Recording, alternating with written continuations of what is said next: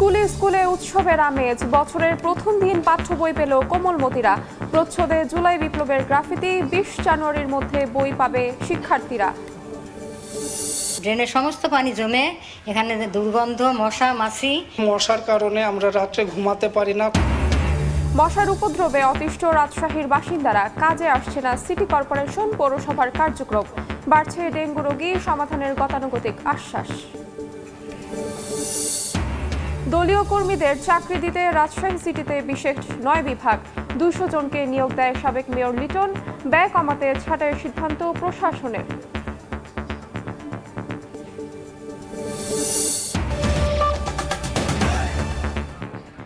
আমন্ত্রণ সময় সংবাদের নিয়মিত আয়োজন বিভাগীয় সময়। থাকছি সপ্তাহের 7 দিন ভিন্ন ভিন্ন বিভাগের সংবাদ নিয়ে। আজ থাকছি রাজশাহী বিভাগ, সঙ্গে আছি আমি তাহমিনা তন্নি। রাজশাহী বিভাগের বিভিন্ন জেলায় বই উৎসবে মাতল শিক্ষার্থীরা। বিনামূল্যে বিতরণে করা হলো প্রাথমিক ও মাধ্যমিকের বই। তবে এবার সব শ্রেণীর বই না পাওয়ায় ক্ষোভ প্রকাশ করেছে অভিভাবকরা। যদিও দ্রুত এ সমস্যা সমাধানের আশ্বাস উপজেলা শিক্ষা কর্মকর্তার। পৌষের কনকনে শীত উপেক্ষা করে নতুন বই নিতে স্কুলে স্কুলে কোমলমতিদের ভিড়। জেলা শহর থেকে শুরু করে প্রত্যন্ত গ্রাম সবখানেই একই দৃশ্য। নতুন বছর শুরু হলেও অনেক জেলায় এখনো পৌঁছেনি পুরো সিলেবাস কিংবা মাধ্যমিকের বই। এতে নতুন বই পাওয়া নিয়ে শঙ্কা প্রকাশ করেন অভিভাবকরা। নতুন বছরে বই পেয়ে আমার অনেক ভালো লাগতেছে। আজ আমরা বই পেয়ে এদিকে আমার খুব খারাপ লাগতেছে। বছরের 1 তারিখে একটা বাচ্চারা বই পাবে, এটার একটা যে তাদের আনন্দ, সেটা তো আজকে ম্লান হয়ে গেল। কর্তৃপক্ষ যদি খুব দ্রুতই বইটা দিত তাহলে আমাদের জন্য অনেক ভালো হতো। যদিও আগামী 2 দিনের মধ্যে প্রাথমিকের বাকি শ্রেণীর এবং মাধ্যমিকের সব বই শিক্ষার্থীদের হাতে তুলে দেওয়া হবে বলে আশা প্রশাসনের। ক্লাস 4 এবং 5 আমরা বই পেয়েছি, আর বাকি বইগুলো অতি তাড়াতাড়ি আমাদের কাছে চলে আসবে। এবার বগুড়ার 1600টি এবং নাটোরে 1345টি সহ দেশের সব সরকারি প্রাথমিক বিদ্যালয়ে বই বিতরণ করা হয়। ফাহরিয়া ফারজানা, সময় সংবাদ। রাজশাহী বিভাগের বিভিন্ন জেলায় মশার উপদ্রব বেড়ে যাওয়ায় অতিষ্ঠ বাসিন্দারা। তাদের অভিযোগ, মশক নিধনে সিটি কর্পোরেশন ও পৌরসভার কার্যকর কোনো উদ্যোগ না গ্রহণ করায় বাড়ছে ডেঙ্গু রোগীর সংখ্যা। এই অবস্থায় দ্রুত ব্যবস্থা নেওয়ার আশ্বাস সংশ্লিষ্টদের। বিস্তারিত সাইফুর রহমান রকির প্রতিবেদন। রাজশাহী নগরীতে হঠাৎ করে বেড়ে গেছে মশার উপদ্রব। শুধু রাতে নয়, দিনেও ঘরে মশারি টাঙিয়ে রাখতে বাধ্য হচ্ছেন অনেকে। এছাড়া কয়েল, অ্যারোসল ও ইলেকট্রিক ব্যাট ব্যবহার করেও খুব একটা সুফল মিলছে না বলে জানান নগরবাসী। রাজশাহী সিটি কর্পোরেশনের পরিচ্ছন্নতা বিভাগ জানায়, মশক নিধনে প্রতি বছর 54,80,000 টাকার লার্ভিসাইড ও 18,48,000 টাকার অ্যাডাল্টিসাইড কীটনাশক কিনতে হয়। প্রতি বছর মশা মারতেই খরচ হয় গড়ে 1 কোটি টাকা। তবে তা কোনো কাজে আসছে না। বাড়ির আঙিনা পরিষ্কার রাখে, ঝোপ জঙ্গল হলে সেটা যেন পরিষ্কার করে। এছাড়াও রাজশাহী সিটি কর্পোরেশন সর্বদা জনগণের পাশে আছে। তারা যদি চায় যে আমাদের থেকে কোনো সহযোগিতা নেবে, আমরা সর্বদা প্রস্তুত আছি। বগুড়া পৌরসভায় বছরে 150 লিটার মশার ওষুধ ব্যবহার করা হয়। 21টি ওয়ার্ডে এসব ওষুধ ছিটাতে ফগার মেশিন আছে 24টি। বছরে ফগার মেশিন দিয়ে কীটনাশক প্রয়োগ করতে ব্যয় হয় 25 লাখ টাকা। তবে বেশিরভাগ ওয়ার্ডে মশার ওষুধ প্রয়োগ করা হয় না বলে অভিযোগ বাসিন্দাদের। পৌরসভা কর্তৃপক্ষের কোনো মশা নিধনের জন্য যে ব্যবস্থা নেওয়া উচিত, যথাযথ ব্যবস্থা, সে ব্যবস্থাও তারা ওভাবে নিচ্ছে না। এদিকে নাটোর পৌরসভায় প্রতি বছর মশক নিধনে কীটনাশক প্রয়োগ ও ড্রেন পরিচ্ছন্নতায় খরচ হয় প্রায় 4.5 লাখ টাকা। তারপরও বেশিরভাগ ড্রেনে জন্ম নিচ্ছে মশা। এতে বাড়ছে ডেঙ্গু রোগীর সংখ্যা। একই অবস্থা নওগাঁ পৌরসভায়। শহরের ড্রেনগুলো পরিচ্ছন্নতায় কোনো উদ্যোগ নেই। যেহেতু এই ড্রেনের সমস্ত পানি জমে এখানে দুর্গন্ধ, মশা মাছি, আমরা থাকতে পারি না। জলাশয়ের মশা, ড্রেনের মশা, এগুলা মশার কারণে আমরা রাত্রে ঘুমাতে পারি না। ফগার মেশিন আরো বেশি দরকার, তাহলে আরো ভালোভাবে কাজ কামটা আমাদের পৌরসভার এই ফগারের কাজ কামটা ভালো হবে। তবে মশক নিধনে কার্যকর ব্যবস্থা নেয়ার আশ্বাস সিটি কর্পোরেশন ও পৌরসভার দায়িত্বশীলদের। অন্যান্য যে কোনো সেবার থেকে এই যে মশক নিধন বা পরিচ্ছন্নতা, এটা খুবই চ্যালেঞ্জিং তারপরে আমাদের সীমিত সামর্থ্যের মধ্য দিয়ে আমরা যথাসাধ্য চেষ্টা করে যাচ্ছি। মশার কারণে মানুষের ডেঙ্গু সহ বিভিন্ন ধরনের মশাবাহিত রোগ হচ্ছে। এই মশার প্রজনন স্থল, একই সাথে মশার যে বিনষ্টকরণ, মশার যে নিধন, সেই কার্যক্রমটা আমরা অব্যাহত রাখতে চাই। রাজশাহী বিভাগের ৮ জেলায় বর্তমানে ৬৫ জন ডেঙ্গু রোগী বিভিন্ন হাসপাতাল ও ক্লিনিকে চিকিৎসা নিচ্ছেন। আর গত এক বছরে রাজশাহী মেডিকেল কলেজ হাসপাতালে ১,২৮৩ জন ডেঙ্গু রোগী চিকিৎসা নিয়েছেন। সাইফুর রহমান রকি, সময় সংবাদ, রাজশাহী। এ নিয়ে আরও তথ্য জানাতে এই মুহূর্তে নওগাঁ পৌরসভার চত্বরে আছে সহকর্মী এম আর রকি ও বগুড়ায় আছেন আব্দুল আওয়াল। শুরুতেই যাচ্ছি রকির কাছে। ৩৮.৩৬ কিলোমিটার পরিধির নওগাঁ পৌরসভা কাগজপত্রে প্রথম শ্রেণী ঘোষণা করা হলেও কিন্তু এই পৌরসভার নাগরিক সেবা নিয়ে রয়েছে বিস্তর অভিযোগ।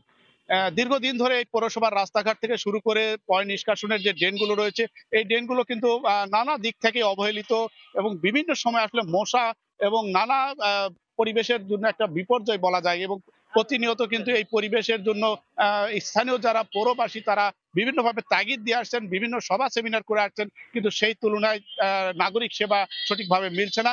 এবং আমরা বাৎসরিক যে এখানে গড় এই বরাদ্দ খাতগুলি রয়েছে, বিগত মৌসুমে শুধুমাত্র মশক নিধনের জন্য নওগাঁ পৌরসভায় বরাদ্দ ছিল প্রায় ২৬ লাখ টাকা, কিন্তু সেই তুলনায় মশক নিধনের যে কার্যক্রম স্থানীয়ভাবে এখানকার পৌর কর্তৃপক্ষ জানিয়েছে মাত্র একজন মশক নিধনের যে ফগার মেশিন পরিচালনাকারী একজন রয়েছে। ফলে এই ৯টি ওয়ার্ড ৫৪টি মহল্লার আসলে এই পৌরসভা কোনোভাবে কাভার করতে পারছে না।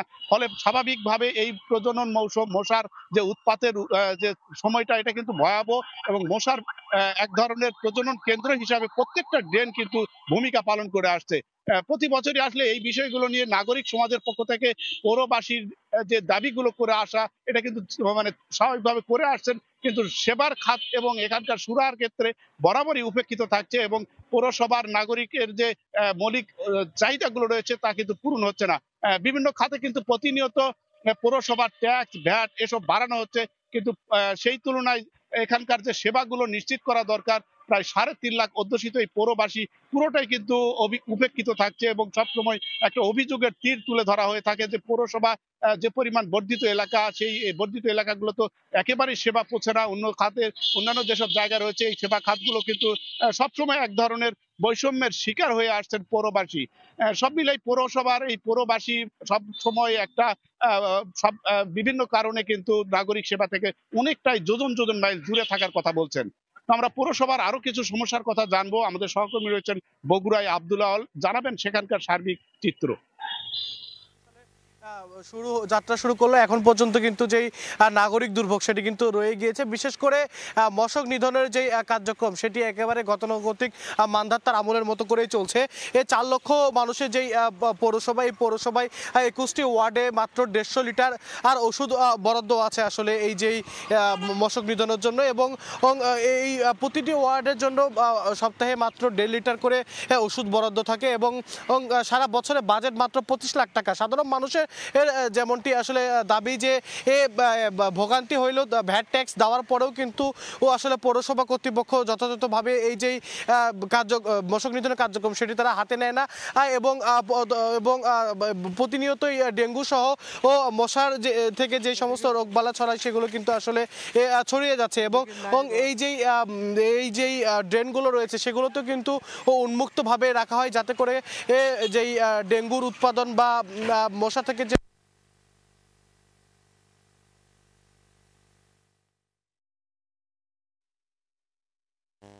২৪টি ফগার মেশিনের মাধ্যমে আসলে এই যে কার্যক্রম সেটি চালানোর কথা থাকলেও নিয়মিত এই কার্যক্রমটি আসলে কোনোভাবেই পরিচালিত করা হয় না। মাসে ১ থেকে ২ বারও আসলে ফগার মেশিনে ওষুধ ছিটানো কার্যক্রম এবং ৩ জন স্থায়ী কর্মচারী এর জন্য বরাদ্দ থাকলেও কতটুকু আসলে সেটি কাজে আসে এই নিয়ে কিন্তু সাধারণ মানুষের মধ্যে যথেষ্ট সন্দেহ রয়েছে এবং সচেতন নাগরিক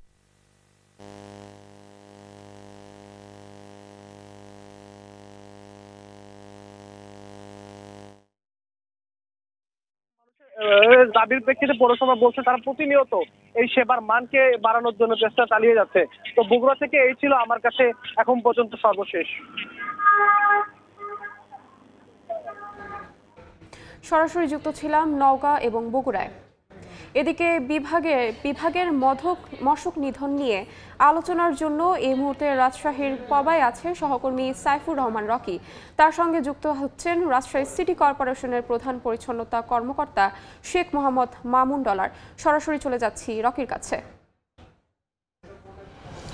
রাজশাহী সিটি কর্পোরেশনে প্রায় 10 লাখ মানুষের বসবাস, তবে এই নগরীতে কিন্তু ক্রমে মশার উপদ্রব বাড়ছে এবং নগরবাসী বলছেন যে যতই মশার উপদ্রব বাড়ছে ততই কিন্তু তারা বেকায়দায় পড়ছেন এবং দুর্ভোগের মধ্যে পড়ছেন। তো আমরা এই বিষয়টি নিয়ে কথা বলবো রাজশাহী সিটি কর্পোরেশনের প্রধান পরিচ্ছন্ন কর্মকর্তা শেখ মোহাম্মদ মামুনের সাথে। তো আমরা তার কাছে জানতে চাই, এই যে প্রতি বছর প্রায় 1 কোটি টাকা ব্যয় হচ্ছে মশার উপদ্রব যেন কমানো যায়, মশার যেন নিয়ন্ত্রণে থাকে, ডেঙ্গুর প্রকোপ যেন কমে, কিন্তু তারপরেও কেন বাড়ছে এই মশার উপদ্রব? আচ্ছা, এইটা আপনি ধন্যবাদ সময় টিভিকে যে আপনারা আমাকে ডেকেছেন এই জন্য। আসলে এখন যে সময়টা যাচ্ছে ডিসেম্বর এবং জানুয়ারি ফেব্রুয়ারির মাঝামাঝি, তো এই পর্যন্ত মশার উপদ্রব কম থাকবে, ফেব্রুয়ারির মাঝামাঝি থেকে আবার শুরু হবে। তো আমরা রাজশাহী সিটি কর্পোরেশন আসলে সবসময় চেষ্টা করি যেটা মশাকে নিয়ন্ত্রণ করা যায়, এবং নিয়ন্ত্রণ করার জন্য আমরা লার্ভিসাইড স্প্রে করি বেশি, যেন এটা অঙ্কুরই বিনাশ করা যায়। মানে ডিম যদি ধ্বংস করতে পারি তাহলে কিন্তু আমার মশা নিয়ন্ত্রণে থাকবে। এবং সেই সাথে আপনাকে একটা কথা বলে রাখি, সেটা হলো যে ডেঙ্গুর যে বিষয়টা বললেন, সেটা হলো যে সরকারি যে নির্দেশনাগুলো থাকে সেগুলো আমরা একবারে চেষ্টা করি শতভাগ পালন করার, যার জন্য দেখবেন যে রাজশাহী শহরের তুলনামূলক ডেঙ্গু রোগী প্রপারলি কিন্তু খুব কম হয়, খুবই কম। আপনার হলো ম্যাক্সিমামই দেখা যায় যে রাজশাহীর বাইরে থেকে এসছে অথবা হলো আপনাদের আশপাশের ডিস্ট্রিক্ট থেকে এসছে যারা রাজশাহী মেডিকেলে ভর্তি হচ্ছে। এবং আমাদের পরিচালক স্বাস্থ্য, সিভিল সার্জন অফিস, তারা যে রিপোর্টগুলো দেয় ডেঙ্গুর বিষয়ে বিভিন্ন যে র্যান্ডম স্যাম্পলিং করে, সেই রিপোর্টের আলোকে কিন্তু আমাদের একটা গ্রুপ কাজ করে, যার জন্য আমাদের এখানে এটা নিয়ন্ত্রণে থাকে এবং আমরা চেষ্টা করি নিয়ন্ত্রণ করার, যাতে হলো মানুষ ভালো থাকে। আর সবচেয়ে বড় কথা যে মশা নিয়ন্ত্রণের জন্য আপনার জনগণের হলো সচেতন হওয়ার বিকল্প নাই। এবং আমরা এই দিক দিয়ে অনেক সৌভাগ্যবান যে রাজশাহীর জনগণ এই বিষয়ে আমাদেরকে যথেষ্ট সহযোগিতা করেন। অতীতের নাই আমরা জানি যে এবারেও সেই সহযোগিতা পাবো। সেই সহযোগিতা পাইলে ইনশাল্লাহ আমরা যে অবস্থাতে আছি আতঙ্কিত হওয়ার কিছু নাই। মহানগরবাসীর কাছে আমার অনুরোধ থাকবে, আপনারা আমাদের নির্দেশনা মেনে চলবেন, আমাদেরকে সহযোগিতা করবেন। বাংলাদেশের অন্য যে কোনো সিটি থেকে রাজশাহী শহরের তুলনামূলক মশার উপদ্রব থেকে আমরা ভালো থাকি, ইনশাল্লাহ এবারও ভালো থাকবো। তো আমরা কিন্তু এবার যেটি দেখছি যে এবার কিন্তু ফগার মেশিন দিয়ে আমরা প্রতি বছর যে স্প্রে করতে দেখি কীটনাশক, কিন্তু এবছর কিন্তু সেটি আমরা দেখতে পাচ্ছি না। এই কার্যক্রম কি একেবারে বন্ধ করা হয়েছে কিনা? না, আসলে আমি আপনাদেরকে একটু বলি, ফগার মেশিনটা আমরা কখন ইউজ করি, এটা যখন একবারে পিক আওয়ার থাকে, ধরুন ফেব্রুয়ারির মাঝামাঝি থেকে এপ্রিল পর্যন্ত থাকবে, তা আমরা হয়তো মার্চের প্রথম সপ্তাহ থেকে ফগার মেশিনটা স্প্রে করবো। আর ফগার মেশিন স্প্রে করতে অনেক এক্সপেন্সিভ একটা বিষয়, এবং সেই সাথে আমরা যেই পরিমাণ ধরেন আশানুরূপ ফল চাই সেটা কিন্তু পাওয়া যায় না, যার জন্য আমরা চেষ্টা করি যেন এটাকে বলে অঙ্কুরে বিনাশ করা যায়, ডিম অবস্থায় বা লার্ভি অবস্থাতেই বিনাশ করা যায়, এবং সে বিষয়ে জোর দিয়ে থাকে। এবং এটা সারা বছর চলে, এটা হয়তো আপনারা বুঝতে পারেন না, এটা কিন্তু আমাদের এই কার্যক্রমটা যে লাভা নিধন কর্মসূচিটা, এটা কিন্তু সারা বছর চলে, এটা কিন্তু আমাদের বন্ধ থাকে না। আমরা কিন্তু ওই বরাবরই কিন্তু নগরবাসীর কাছ থেকে অভিযোগ শুনি যে আসলে মশা নিধনে আপনারা নানা কার্যক্রম চালাচ্ছেন, আসলে তারা কিন্তু সেরকম কোনো কার্যক্রম দেখতে পাচ্ছে না। কারণ মশারি দিনের বেলাও কিন্তু মশারি টাঙিয়ে অনেকে মানে ঘুমোতে হচ্ছে, অনেক ক্ষেত্রে এই যে ইলেকট্রিক ব্যাট ব্যবহার করেও কোনো লাভ হচ্ছে না, অ্যারোসল, মর্টিন এসব ব্যবহার করেও কিন্তু সুফল মিলছে না। তো এইটি আসলে সিটি কর্পোরেশনের আসলে অনেকটা গাফলতি আছে কিনা, এই বিষয়টিতে আপনি আসলে কি মনে করেন? আসলে আমাদের গাফিলতি বলতে আসলে আমাদের ওই ধরনের কিন্তু কোনো গাফিলতি নাই। আর আপনি যেটা বললেন যে আমাদের এখানে মশারি টাঙিয়ে ঘুমাতে হয় বা আমরা ইলেকট্রিক ব্যাট ইউজ করতে হচ্ছে, ভাই তুলনামূলক কিন্তু রাজশাহী সিটি কর্পোরেশনে এই জিনিসটা কিন্তু কম। আর এখন তো আপনার তুলনামূলক অনেক কম আছে মশার উপদ্রব, আর আমরা চেষ্টা করব যেন এই উপদ্রবটা না থাকে। আর আরেকটা বিষয় যে মশার কার্যক্রম চলছে না, আসলে বিষয়টা হলো এরকম যে জনসাধারণের একটা নর্মাল মাইন্ডসেট থাকে, সেটা হলো যে ফগার মেশিন দিলেই বোধহয় মশা নিয়ন্ত্রণ হয়ে যায় বা মশা নিধন হয়ে যায়। তো ফগারের কার্যক্রম তুলনামূলক অন্য সিটি থেকে আমাদের এখানে কম থাকে জন্য এইরকম তারা ভাবেন। কিন্তু আমরা চাই যে ভবিষ্যতে যেন এই মশার উপদ্রব আরও বেশি কমে এবং আপনারা আরও বেশি তড়িৎ গতিতে কাজ করবেন এই মশা নিধনে। আমরা এতক্ষণ কথা বলছিলাম রাজশাহী সিটি কর্পোরেশনের কর্পোরেশনের প্রধান পরিচ্ছন্ন কর্মকর্তা শেখ মোহাম্মদ মামুনের সাথে। তিনি যেটি জানাচ্ছিলেন যে মশার উপদ্রব কমাতে তারা নানা ধরনের ব্যবস্থা নিচ্ছেন, আগামীতে এটি আরও বেশি কার্যকর হবে। তো এই ছিল আমার কাছে রাজশাহী থেকে মশার উপদ্রব নিয়ে সর্বশেষ। সরাসরি যুক্ত ছিলাম রাজশাহীতে। বিভাগীয় সময় আরও থাকছে। নিয়ম নীতির তোয়াক্কা না করে রাজশাহীতে গড়ে উঠেছে ইট ভাটা, নষ্ট হচ্ছে ফসলি জমির উর্বরতা। নির্ভর প্রশাসন। পাবনায় অবৈধভাবে বালু উত্তোলনের মহোৎসব ভাঙছে। প্রশাসনিক কাঠামোর বাইরেও রাজশাহী সিটি কর্পোরেশনে খোলা হয়েছে বিশেষ 9টি বিভাগ, যেখানে অস্থায়ী ভিত্তিতে নিয়োগ দেওয়া হয় প্রায় 200 কর্মকর্তা কর্মচারী। অভিযোগ উঠেছে দলীয় নেতাকর্মীদের চাকরি দেওয়ার জন্যই এমন কাজ করেছিলেন সাবেক মেয়র AHM খায়রুজ্জামান লিটন। সম্প্রতি ব্যয় কমাতে এই বিভাগগুলো বন্ধ ও অস্থায়ী 171 কর্মচারীকে বাদ দেওয়ার সিদ্ধান্ত নিয়েছে সিটি কর্তৃপক্ষ। হাবিবুর রহমান পাপ্পুর ছবিতে সাইফুর রহমান রকির রিপোর্ট। আওয়ামী লীগ সরকার পতনের পর রাজশাহী সিটি কর্পোরেশনের আয় ব্যয়ের খাত যাচাইয়ে তৎপর হন নতুন প্রশাসক। এ সময় প্রশাসনিক কাঠামোর বাইরে নতুন সৃষ্টি করা 9টি অতিরিক্ত বিভাগের কারণে অর্থ অপচয়ের বিষয়টি নজরে আসে। বেরিয়ে আসে তৎকালীন মেয়র AHM খায়রুজ্জামান লিটনের আস্থাভাজন প্রায় 200 আওয়ামী লীগের নেতাকর্মীকে অস্থায়ী ভিত্তিতে নিয়োগ দেওয়ার বিষয়টি। 2018 সালে নির্বাচিত হওয়ার পর নতুন এসব বিভাগ চালু করেন সাবেক মেয়র লিটন। অনুমোদন না থাকায় তাদের বেতন ভাতা দেয়া হতো সিটি কর্পোরেশনের বার্ষিক বাজেট থেকে। প্রশাসক সাহেব চিন্তা করছেন বা প্রশাসন চিন্তা করছেন, তাহলে তো এখন আমার এগুলো দরকার নাই। সেই চিন্তা ভাবনা থেকেই যেগুলো হলো আমাদের সাংগঠনিক কাঠামোর বাইরে আছে শাখাগুলো, যেগুলো বাজেট অন্তর্ভুক্ত, সেগুলো হলো বিলুপ্ত করার জন্য সিদ্ধান্ত গ্রহণ করেছেন। সিটি কর্পোরেশনের প্রয়োজনে যদি দক্ষ জনবল কেউ থেকে থাকে, অস্থায়ী কিন্তু দক্ষ, প্রশাসক মহোদয়ের সিদ্ধান্ত ক্রমে আমরা তাদেরকে বিভিন্ন শাখায় নিয়োগ করি। এদিকে নেতাকর্মীদের পৃষ্ঠপোষকতার জন্য জনগণের ট্যাক্সের টাকা অপচয় করেছেন সাবেক মেয়র, বলছেন সুশাসন বিশ্লেষক। যেখানে জনগণের ট্যাক্সের টাকা রয়েছে সেখানে কিন্তু স্বচ্ছতা এবং জবাবদিহিতা নিশ্চিত করা আবশ্যক। আগে প্রতি মাসে রাজশাহী সিটি কর্পোরেশনের কর্মকর্তা কর্মচারীদের বেতন বাবদ প্রায় 7 কোটি টাকা ব্যয় হলেও 171 জনকে ছাঁটাইয়ের কারণে তা কমে এসেছে 5 কোটি 20 লাখে। সাইফুর রহমান রকি, সময় সংবাদ, রাজশাহী। অবৈধ ভাটায় করাতকল বসিয়ে রাজশাহীতে চলছে কাঠ পোড়ানোর মহোৎসব। নিয়মনীতির তোয়াক্কা না করে লোকালয়ের পাশে ফসলি জমিতে গড়ে উঠেছে ইট ভাটা। পরিবেশবাদীদের অভিযোগ, প্রশাসন এসব দেখেও দেখে না। ইটভাটায় পোড়ানো হচ্ছে কাঠ, আর ভাটার কালো ধোঁয়া ছড়িয়ে পড়ছে আশেপাশের এলাকায়। আইন অনুযায়ী জনপদের ভেতরে ইটভাটা নির্মাণ করা যাবে না, অথচ নিয়মনীতির তোয়াক্কা না করেই রাজশাহীর বিভিন্ন এলাকায় গ্রামের ভেতরেই নির্মাণ করা হয়েছে এসব ভাটা। এতে একদিকে পরিবেশে ও ফসলের ক্ষতি হচ্ছে, অন্যদিকে চরম স্বাস্থ্য ঝুঁকিতে এলাকাবাসী। পরিবেশকে ঠিক রেখে করুক, আপত্তি নেই। আপনি ধোঁয়া, এটা পরিবেশ দূষিত হচ্ছে। পরিবেশবাদীদের ভাষ্য, মোটা অঙ্কের টাকা দিয়ে প্রশাসন ও রাজনৈতিক নেতারা ম্যানেজ হওয়ায় বন্ধ হয় না অবৈধ ব্যবসা। এমনি আমাদের যে ভ্যাট আসে সেটা নিয়মিত যেভাবে আসে ওভাবে আসছে। ফায়ার লাইসেন্স, পরিবেশ থেকে কিছু কাগজপত্র আছে। কোটি কোটি টাকার একটা অবৈধ লেনদেন রয়েছে বলে আমি মনে করি। বিভাগে যারা দায়িত্বে আছে তারা তাদের দায়িত্ব যথাযথভাবে পালন করছে না। পরিবেশ অধিদপ্তরের তথ্য মতে মাত্র 8টি ভাটার লাইসেন্স ও পরিবেশের ছাড়পত্র রয়েছে, তবে ব্যবস্থা নেওয়ার বিষয়টি এড়িয়ে যান সংশ্লিষ্ট কর্মকর্তা। পরিবেশ অধিদপ্তরের তথ্য মতে কাগজে কলমে ইটভাটা রয়েছে 130টি, বাস্তবে তা অন্তত 200। মওদুদ রানা, সময় সংবাদ, রাজশাহী।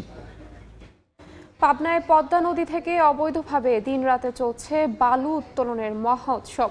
সদরের ভাড়ারা ও দোগাছি ইউনিয়নে পদ্মা নদীর অন্তত 30টি পয়েন্টে এভাবে প্রকাশ্যে উত্তোলন করা হচ্ছে লাখ লাখ ঘনফুট বালু।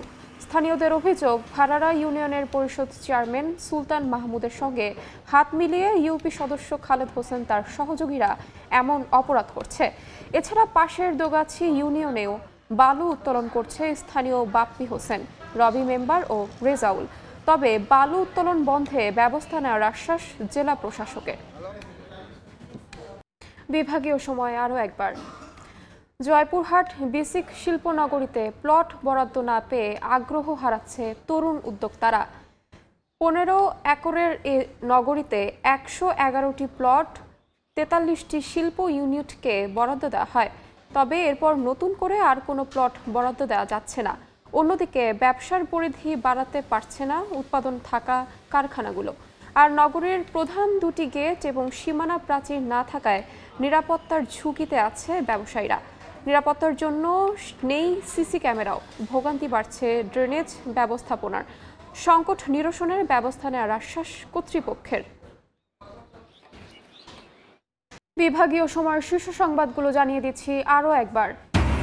স্কুলে স্কুলে উৎসবের আমেজ। বছরের প্রথম দিন পাঠ্য বই পেল কোমলমতিরা। প্রচ্ছদে জুলাই বিপ্লবের গ্রাফিতি।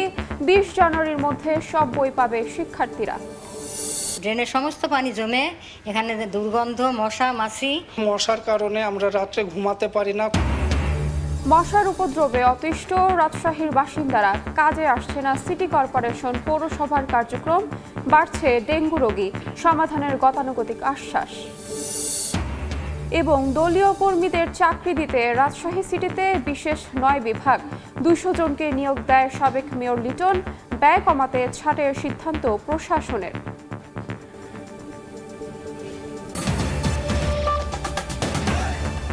এই ছিল বিভাগীয় সময়ে। আগামীকাল থাকবো খুলনা বিভাগের আয়োজন নিয়ে। সঙ্গে থাকুন সময়ের।